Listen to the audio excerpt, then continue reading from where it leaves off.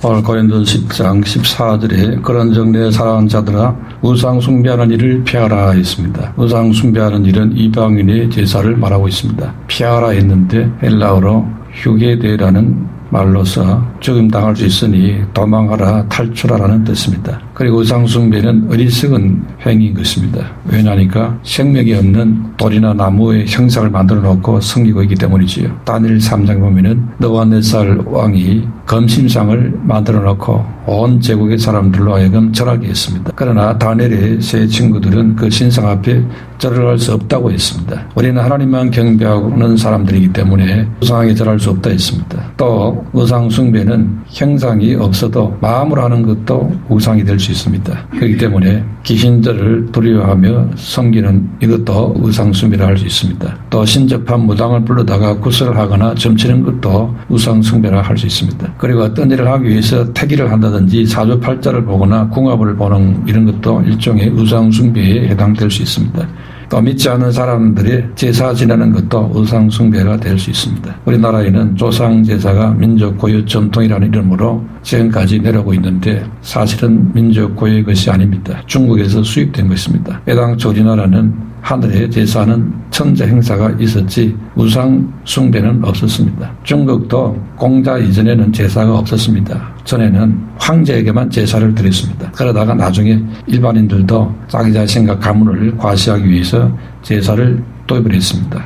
그러다가 중국 송나라 유교학자 주희가 제사제도를 발전시켜서 퍼뜨렸습니다. 이것이 우리나라 이성계가 조선시대를 열면서 민심수습용으로 효도로 조상제사를 장려했습니다. 이래서 퍼졌습니다. 그리고는 제사상에 왕과 삼정성과 육조판서를 상징하는 대추와 밤과 감을 올려가지고 섬기게 만들었습니다. 이것은 곧 왕과 높은 관리들을 신으로 떠받들고 섬겨라 하는 그런 꼼수가 거기에는 들어있던 것입니다. 아도한 백성들은 국가의 선전전에 넘어가서 그게 다 조상 효도인 줄 알고 부지런히 제사를 드리고 있었던 것입니다. 그게 지금까지 내려오는데 이걸 우리 풍속이라고 지금 우기고 있는 거지요. 사기를 당할지도 모르고 지금 좋다고 하고 있습니다. 문화 풍속에 정치를 한 것입니다. 정치인들의 이 정치 노름에 우리의 사고방식까지 내주는 속임수에 이제 더 이상 빠지지 말아야 됩니다. 그런데 제사의 제는 사람과 신이 서로 접한다는 뜻입니다. 조상 때에 조상신으로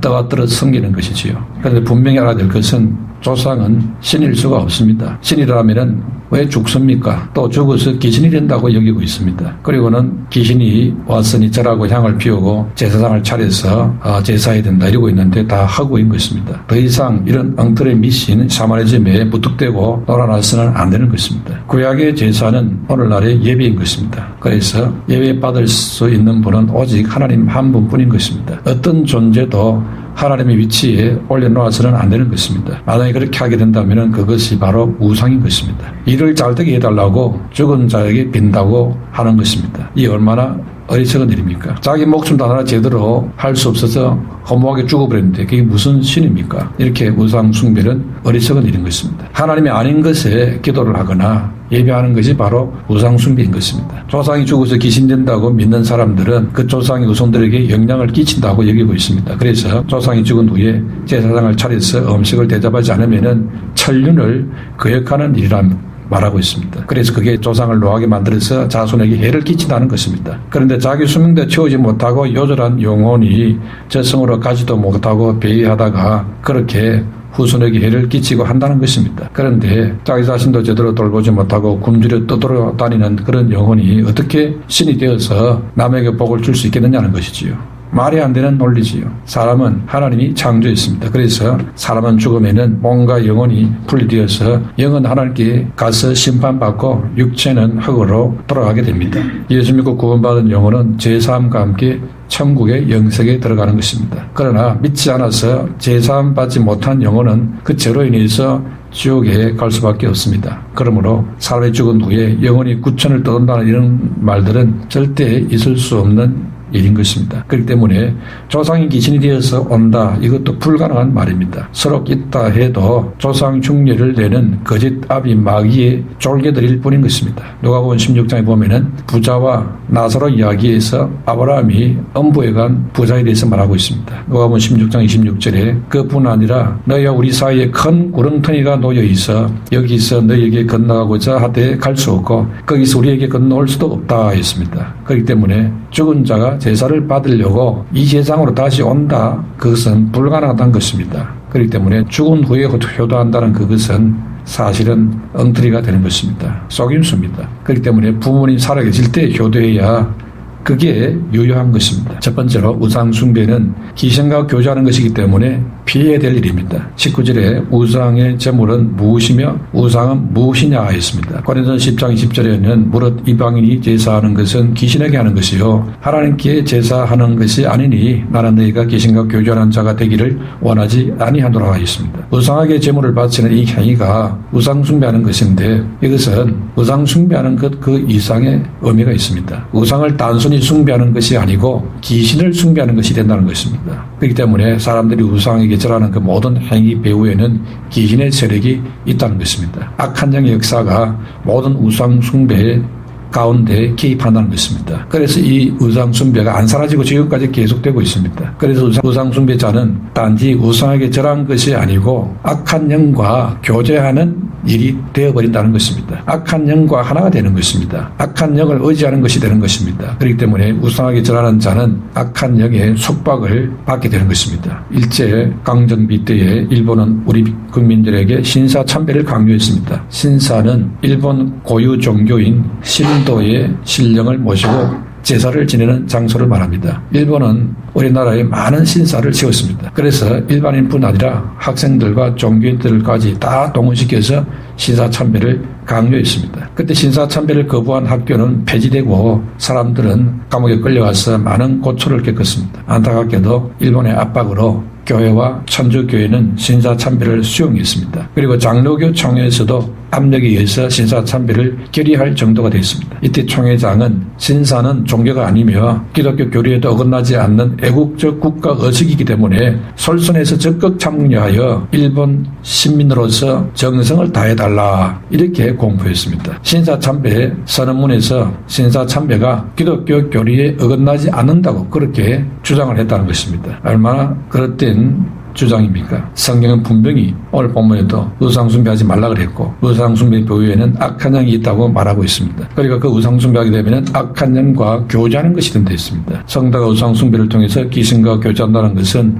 있을 수가 없는 일이지요. 그 천황이 일본의 신이라고 이렇게 하면 떠받들었지 않습니까? 나중에 천황이 전적에 들어서 나는 신이 아니라고 고백했지요. 그런데 신이라고 떠받들고 난리를 치고 있었으니 완전한 코미디지요. 그러므로 성도는 절대 우상숭배해서는 안 되는 것입니다. 오늘 14절에 그런즉 내 사랑하는 자들아 우상숭배한 일을 피하라. 나는 지혜 있는 자들에게 말한과 같이 하노니 너희는 내가 이런 말을 스스로 판단하라 했습니다. 우상숭배에 대한 사도 바울의 권면은 단호했습니다. 그래서 14절에 우상숭배하는 일을 피하라 했지요. 피하라 이 말은 우상숭배 행위가 일어나는 곳에 근처로 가지 말라, 그런 뜻입니다. 마치 더러운 것을 피하듯이 우상숭배는 무조건 피해야 된다는 것입니다. 바울은 고린도서 6장 18절에 음행을 피하라 할 때도 같은 어투로 강한 명령으로 했습니다. 우상숭배는 영적 음행입니다. 그렇기 때문에 우상숭배나 음행은 둘 다 피해야 되는 더러운 일이라는 것이지요. 15절에는 나는 지혜 있는 자들에게 말한 같이 하노니 했습니다. 즉 나는 너희들이 말을 알아들을 수 있는 영적 지각이 있는 사람들을 알고 이렇게 말하는 것이니 잘 듣고 판단해보라, 이런 뜻입니다. 그런데 고린도 교인들은 스스로 꽤 영적 지혜가 있다고 자부하는 자들이었습니다. 정말 그렇게 영적 지혜가 있는 신자라면은 무엇보다도 우상숭배 같은 이런 기본적인 신앙 문제는 당연히 정확한 판단을 내릴 줄 알아야 됩니다. 무엇이 우상숭배인지 판단할 줄 아는 자가 참된 제대로 된 신자겠지요. 그런데 이것을 제대로 못한다는 것은 바른 신자가 아니라는 것입니다. 신앙생활은 삶 속에서 하나님과 함께하느냐, 이게 중요한 것입니다. 그렇기 때문에 엄밀히 문화 속에 파고들어와서 있는 사단과 교제하는 이런 것들을 분별해낼 수 있어야 합니다. 그래야 하나님과 바른 교제를 하게 되고 하나님과 동행하는 참 신앙은 생활이 가능한 것입니다. 두 번째로 성도라는 것은 하나님과 교제하는 삶을 사는 자라 있습니다. 성도가 귀신과 교제한다. 이게 우상숭배에 있습니다. 그런데 하나님과 교제하는 자가 어떻게 귀신과 교제할 수 있습니까? 성도의 삶은 주님과 하나 되는 삶을 사는 자입니다. 그래서 성도는 성찬식에 참여하게 되지요. 16절에 우리가 축복하는 바 축복의 자는 그리스도의 피에 참여함이 아니며 우리가 떼는 떡은 그리스도의 몸에 참여함이 아니냐. 떡이 하나요 많은 우리가 한 몸이니 이는 우리가 다 한 떡에 참여함이라. 육신을 따라 난 이스라엘을 보라. 제물을 먹는 자들이 제단에 참여하는 자들이 아니냐 했습니다. 주님께서 제후 만찬 때에 시행했던 그것이 성찬식입니다. 예수님은 성찬식을 행함으로 주님의 죽으심과 함께 하나됨을 기념하려 했습니다. 주님의 십자가 희생의 살과 피로 상징되는 떡과 포도주를 먹고 마심으로 그리스도와 한 몸 되는 것을 인정하고 그리스도의 피에 참여하는 것이 된다는 것을 기념하라 이렇게 말했습니다.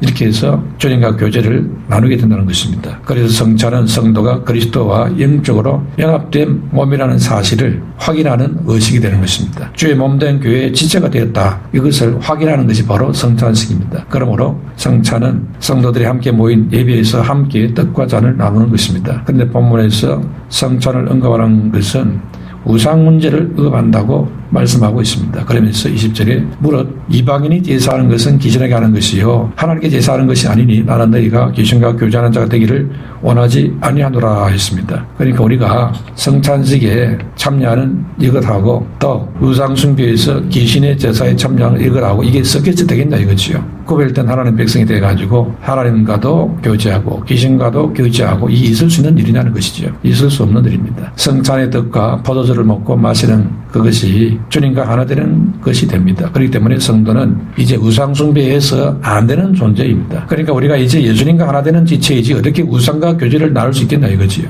그러므로 우리 중에 누구든지 우상 숭배를 하게 된다면은 참된 성도가 될 수 없습니다. 그렇게 되면은 예수 그리스도의 죽음을 헛되게 만드는 행위가 되는 것입니다. 민수기 25장에 보면은 이스라엘 백성들이 모압 여인들과 행음하고 이방신 바알 부올 우상에게 절을 하는 사건이 나옵니다. 그러니까 그들이 음행과 우상숭배에 가담했다는 것입니다. 이런 행위는 19절에 그런즉 내가 무엇을 말하느냐 우상의 제물은 무엇이며 우상은 무엇이냐 모든 이방인이 제사하는 것은 귀신에게 하는 것이요 하나님께 제사하는 것이 아니니 나는 너희가 귀신과 교제하는 자 되기를 원하지 아니하노라 했습니다. 성찬을 통해서 그리스도와 교제하는 성도가 돼가지고 동시에 우상 숭배를 하게 된다면은 그것은 귀신과 교제하는 것이 된다는 것입니다. 이게 너무 잘못된 행위가 아니냐는 거지요. 우상 숭배는 하나님과 교제를 끊는 행위가 됩니다. 하나님을 배신하는 행위가 될 수 있습니다. 이게 영적인 음행이 되는 것입니다. 그렇기 때문에 우상 숭배를 절대 피해야 한다는 것입니다. 마지막 세 번째로 우상 숭배하는 자에게는 하나님의 진노가 임하게 된다 했습니다. 왜냐하니까 우상 숭배는 하나님을 노엽게 만드는 일이기 되기 때문입니다. 21절에 너희가 주의 잔과 귀신의 잔을 겸하여 마시지 못하고 주의 식탁과 귀신의 식탁에 겸하여 참여하지 못하리라. 그러면 우리가 주를 노여워하시게 하겠느냐? 우리가 주보다 강한 자냐? 했습니다. 성도는 주의 잔과 귀신의 잔을 겸하여 마실 수 없다 했습니다. 우상 숭배와 하나님 숭배를 동시에 할 수 없다는 것입니다. 21절에 주의 식탁은 그리스도의 도덕적 죽음과 부활에 동참하는 성찬입니다. 주의 식탁과 귀신의 식탁이 있는데 이걸 동시에 같이 참여할 수 있겠다는 거지요. 참된 성도라면은 주의 식탁과 귀신의 식탁을 동시에 참여할 수 없다는 것입니다. 그런데도 놀랍게도 우상과 하나님을 겸하여 섬기는 자들이 교회 안에 있다는 것입니다. 오늘날 우리가 자세히 살펴보면은 비슷한 길을 가는 경우가 있습니다. 자녀의 대학 입학 성공을 위해서 시험 때가 되면은 그 시험 치는 학교 교문에다가 떡이나 엿을 좀 붙여놓고 그리고는 교회 가서는 기도도 하고 이러고 있습니다. 무슨 사업을 시작할 때 점장에 때 가서 일단 부적을 쌓아붙이고 그리고 목사님 불러서 계엄 예배도 하고 이러고 있습니다. 이 둘 다 지금 겸하여 하고 있는 거죠. 둘 중에 뭐 하나는 맞겠지 이러고 있습니다. 귀신과 하나님을 겸하여 섬기는 이런 행위라는 것입니다. 제 딴에는 약간 장깨를 부린 것이죠. 그러나 실은 이것은 오산도 보통 큰 오산이 아닌 것입니다. 왜냐하니까 이 양다리 걸치기 행위지요. 이것이야말로 참신이신 하나님을 가장 노엽게 만드는 일이 될 수 있습니다. 신명기 32장 21절 22절에 그들이 하나님이 아닌 것으로 내 질투를 일으키며 허무한 것으로 내 진노를 일으켰으니 나도 백성이 아닌 자로 그들에게 시기가 나게 하며 어리석은 민족으로 그들의 분노를 일으키리로다. 그러므로 내 분의 불이 일어나서 서울의 깊은 곳까지 불사르며 땅과 그 소산을 삼키며 산들의 터도 불타게 하는도다 했습니다. 우상 숭배는 이런 무시무시한 재앙을 불러온다는 겁니다. 하나님을 진노시켜가지고는 엄청난 재앙의 바람을 막 불러가지고는 마도록 만드는 길로 스스로 지금 떨어지는 겁니다. 아주 마하고 싶어서 안달이 난 그런 행위가 바로 우상 숭배가 된다는 것입니다. 인간 사회에서도 배우자나 연인이 자기 아닌 다른 사람을 더 사랑하거나 관계를 맺는다. 이걸 알았다 화가 머리 끝까지 올라가서 어찌할 바를 모르지요. 돈으로 용서해달라 해도 용서가 안 된다 했습니다. 아주 그냥 그 분노가 하늘을 찌르는 거지요. 그와 같이 하나님이 분노를 일으키는 일이 바로 이런 우상숭배가 그런 일이 된다는 것입니다. 어느 누구라도 질투하고 분노할 수밖에 없는 그런 일이 바로 배우자의 바람난 일일 것인데 하나님의 신부된 성도가 바람이 나서 우상숭배하고 있다. 하나님의 진노, 하나님의 질투를 불지르는 그런 행위가 된다는 것입니다. 그러므로 신자가 우상숭배를 한다나 이것은 무섭게 질투하신 하나님의 진노를 맛보는 길이 되고 마는 것입니다. 하나님은 질투하시는 여호와 하나님이라 했습니다. 그런데 하나님을 화나게 만들어가지고 누가 손해를 당합니까? 하나님을 진노케 만든 그자가 치명적인 어려움을 겪게 되는 것입니다. 그래서 바울이 22절에 우리가 주보다 강한 자냐 했습니다. 그러므로 하나님보다 더 강한 자인 것처럼 하나님 한번 해보십시오. 나하고 한번 해볼까요? 이러고 있는 게 지금 바로 우상숭배 행위라는 겁니다. 너무너무 미련한 일이 된다는 것이죠. 하나님 백성된 성도는 조상 제사 문제 앞에서 바른 처신을 해야 됩니다. 과거 한국교회 초대교회 시절에는 믿음의 선조들이 우상숭배에 빠지지 않으려고 조상 제사에 참여하지 않았습니다. 그러다 보니까 가족들로부터 부모도 모르는 천하의 불효자식이라는 비난을 많이 먹었습니다. 거기다가 민족의 정기가 담긴 밀풍양속을 해치는 양놈의 종교라는 비난을 뒤집어 쓰기도 했습니다. 그러나 그들은 끝까지 하나님을 섬기는 것과 개신을 섬기는 것을 겸하여 행하지 않으려고 했던 겁니다. 또 일제강점기에는 신사참배를 거부해서 온갖 고문과 효위에 시달렸습니다. 또 6.25 전쟁 때에는 공산주의자들이 종교는 아편이라면서 기독교 신앙을 포기하라고 온갖 위협과 효율을 다했습니다. 그러나 우상숭배를 거부하고 공산주의를 거부하다가 많은 사람이 고문당하고 죽고 총살을 당하여 죽었습니다. 그러니 믿음을 지킨 순교의 뼈가 대한민국을 오늘 이렇게 풍성하게 만드는 겁니다. 오늘 위기 시대까지 하나님께서는 더 대한민국을 강하게 세우시고 높이 세우시는 이유가 어딘 줄 압니까? 우리 조상들이 오직 하나님만 섬기겠다고 피 흘려서 신앙을 지키고 절기를 지킨 그 소수의 우리 조상들 때문에 대한민국이 온 세계 위에 뛰어난 민족으로 주님이 세우시는 줄로 믿습니다. 온갖 지혜를 다 부어가지고 세계 가장 좋은 기술들을 지금 계속 나오게 만들어주고 있습니다. 온 세상 나라들이 대한민국으로 달려와서 도와달라고 그냥 배도 만들어달라고 그러고 무기도 사가고 있습니다. 지금 한국하고 잘 지내보려고 하는 그런 상황이 됐습니다. 그렇게 놀라운 기술이 나오는지 세상이 다 놀래지요. 그래야 잘나서 그런 게 아닌 것입니다. 하나님의 축복인 줄로 믿습니다. 하나님을 잘 섬기고 하나님을 위해서 목숨까지 던져가면서 절개를 지킨 그런 순교의 피가 흐르는 이 땅을 하나님은 풍성하게 만들어주시고 복되게 만들어주시는 것입니다. 그러나 우리가 우상숭배에 빠지게 되면 저주와 재앙은 오게 되어지고 그야말로 엄청난 재난에 떨릴 수밖에 없게 됩니다. 그렇기 때문에 우상숭배를 이기면은 축복과 번영이 오는 것입니다. 이 축복과 번영을 받는 오직 하나님만 온전히 제대로 섬기는 그런 믿음의 구대로 계속 이어가게 되시기를 축원합니다.